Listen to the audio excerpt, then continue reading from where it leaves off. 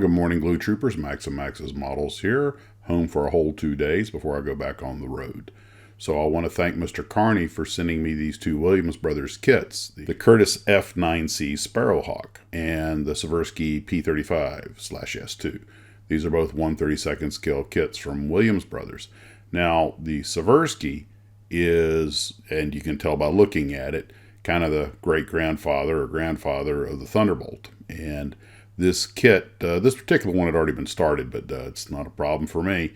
It means I'll have no guilt about building it. And it's a good Williams Brothers kit. Williams Brothers makes very detailed kits, but they're not for beginners.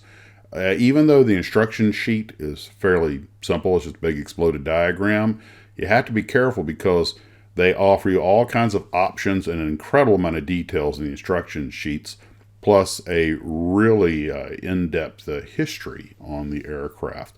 You get a lot of options on how you want to build it, so you have to make sure, am I making the race version or the military version? And the same thing with all the Williams Brothers kits. So the real work with them is in the, deciding which components I'm going to use, which version I'm going to do, and getting all that right. And the other kit is one of my favorite little biplanes, the Curtis Sparrowhawk. Now, this airplane was designed specifically to be able to go hook up to a trapeze and fly off of a dirigible, a rigid airship. The idea was to use these dirigibles as aircraft carriers. And actually, these aircraft were deployed, in small numbers. I think it could only carry 4 or 5 of them, but it was an amazing idea at the time, and it actually worked. And to my knowledge, these are the only aircraft that were regularly deployed in this manner from a dirigible. One of the cool things they could do was, since it was going to launch and recover airborne, they could remove the landing gear, put a belly tank on it, and that extended the aircraft's range. This is covered in some detail in some of the books about it. And of course, typical of a Williams Brothers kit, a lot of details in the instructions and great history of the airplane.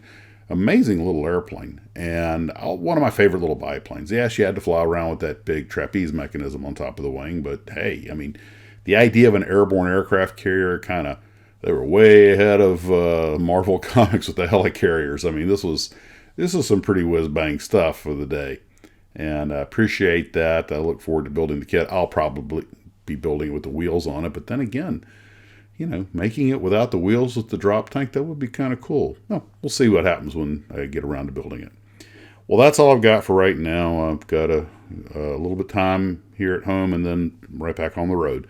So guys, I hope everybody's doing well. We'll get back to our regular stuff as soon as we can.